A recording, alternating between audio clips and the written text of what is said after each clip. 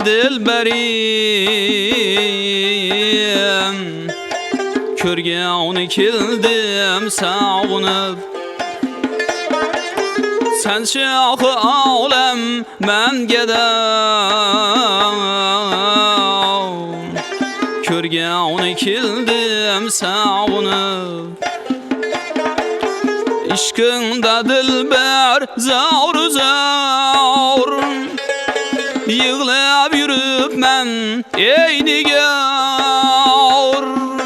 Kelip tügül közü hummar Körgevni keldim sağınıp Kelip tügül közü hummar Körgevni keldim sağınıp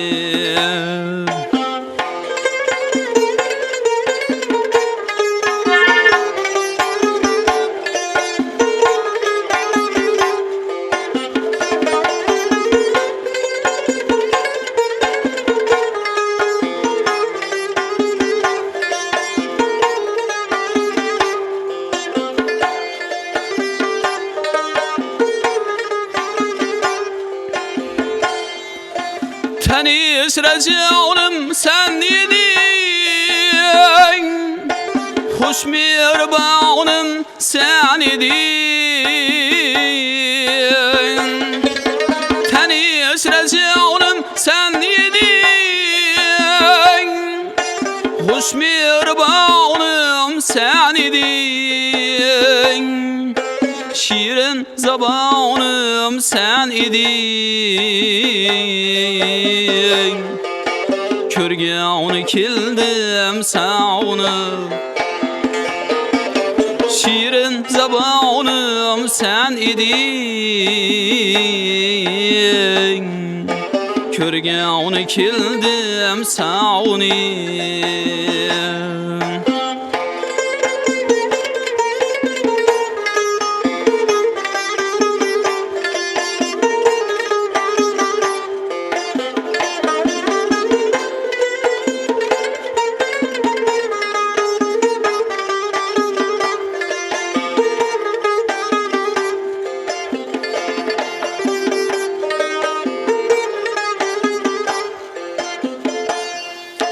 Bağ bakarım sen idin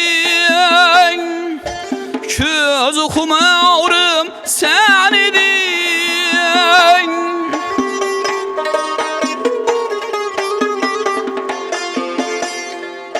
Şirin zabanım sen idin Körgevni keldim sağınıp Mendin yaşırma yüzlerin Yağdım düştü sözlerin Küydür diyarım közlerin Körgevni keldim sağınıp Küydür diyarım közlerin Körgevni keldim sağınıp Körgevni keldim sağınıp Körgevni keldim sağınıp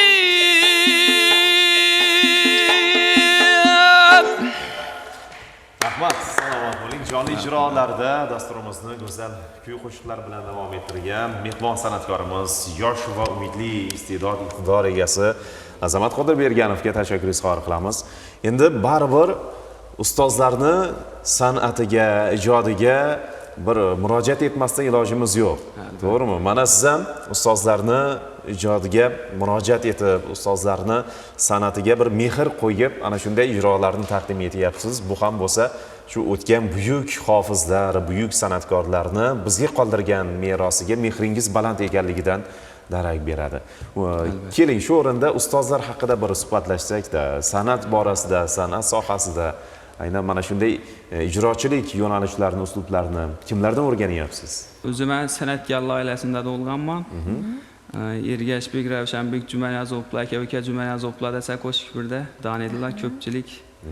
Shu akamdan, atamdan shu havas qilib o'rganganmiz. Boshda doirachi bo'lganman, keyin hozirgi kunda shullasizlik bilan O'zbekiston davlat va san'at va madaniyat institutida 4-bosqich talabasiman hozirgi kunda. Ajoyib. Demak, ta'limni ham davom ettiryapsiz. Ha, bu tarafda ham ustozlarimiz O'zbekiston xalq hofizlari hamma taniydi. Soyibjon Niyozov, Xayrulla Lutfullayev ustozlardan ta'lim olib kelyapmiz. Qarang, qanday buyuk insonlar va bugungi kunda san'at darg'alarini anavog'i tahsilini, ta'limini olayotgan ekansiz. Undan tashqari mana otangiz ham, dadangiz ham san'atkor ekanlar. Bu albatta quvonarli hol. Demak, o'sha bolalikdan sizni muhtingiz san'at bo'lgan. O'sha san'at ijrolarini eshitib, qo'shiqlarni tinglab katta bo'lgansiz va bu o'z-o'zidan sizni qalbingizda, yuragingizda san'atga bo'lgan mehrni, muhabbatni shakllantirgan. Ana shunday ustozlarning yo'lini bersin deymiz va siz bilan suhbatimizni birozdan keyin davom ettiramiz.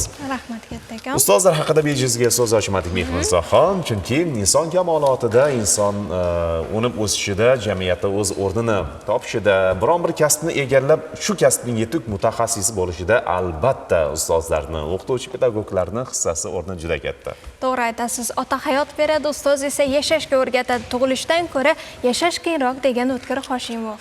Albatta, ana shunday e'tiroflarga, ana shunday ehtiromlarga sazovor